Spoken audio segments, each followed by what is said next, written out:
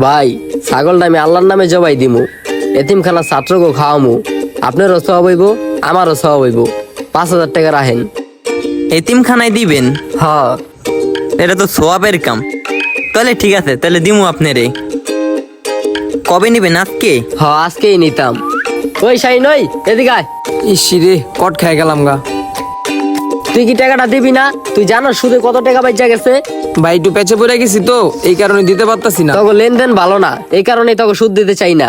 তুই যদি টাকাটা দিতি আমি ছাগলের বদলে গরু জবাই দিতে পারতাম, সব আরো বেশি পাইতাম। ওই আসতে, আপনি সুদের ব্যবসা করেন? হ আপনি জানেন, আপনি যদি এই সুদের টাকা দিয়া ছাগল জবাই দেন বা গরু জবাই দেন, আপনার সোয়াবের থেকে গুণ আরো বেশি হইব। হ্যাঁ মিয়া হাদিসে জায়গায় জায়গায় উল্লেখ করা হয়েছে এই সুদ হারাম, এই সুদ হারাম।